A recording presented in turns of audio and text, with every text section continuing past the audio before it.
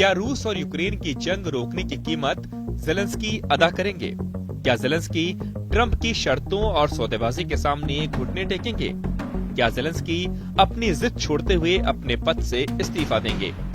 ये सारे सवाल इसलिए उठ रहे हैं क्योंकि हाल ही में अमेरिकी राष्ट्रपति डोनाल्ड ट्रंप और यूक्रेनी राष्ट्रपति ज़ेलेंस्की के बीच व्हाइट हाउस में तीखी बहस के बाद दुनिया में सियासी घटनाक्रम ने बड़ी तेजी से करवट ली है। इस विवाद ने अमेरिका और यूक्रेन के रिश्तों पर सवाल खड़े कर दिए थे।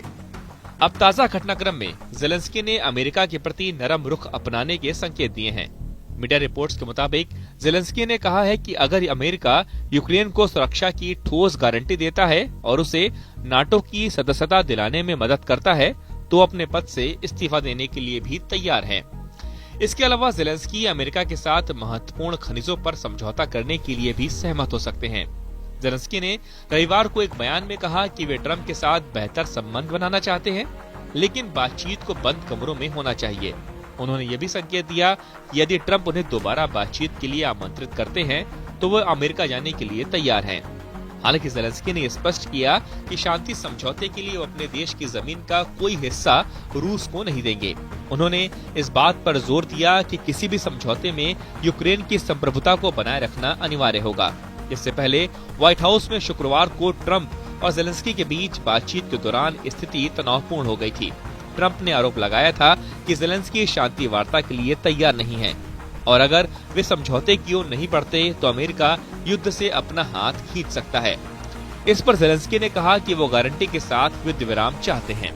बैठक के दौरान अमेरिका के उपराष्ट्रपति JD वेंस ने कहा कि इस युद्ध का अंत कूटनीति से हो सकता है। इस पर ज़ेलेंस्की ने सवाल किया कि वे किस तरह की कूटनीति की बात कर रहे हैं। वेंस ने जवाब दिया कि ऐसी कूटनीति जिससे यूक्रेन में जारी तबाही को रोका जा सके।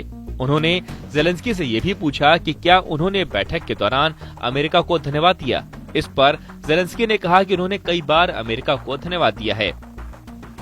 इसके बाद ट्रंप ने ज़ेलेंस्की को चेतावनी देते हुए कहा कि यूक्रेन गंभीर संकट में है और यह युद्ध यूक्रेन के लिए जीतना मुश्किल है।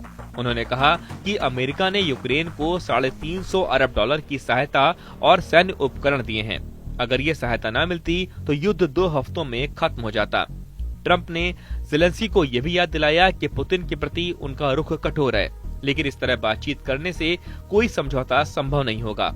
इस पूरे घटनाक्रम के बाद ये सवाल उठ रहा है कि अमेरिका यूक्रेन को सैन्य और आर्थिक सहायता देना जारी रखेगा या नहीं।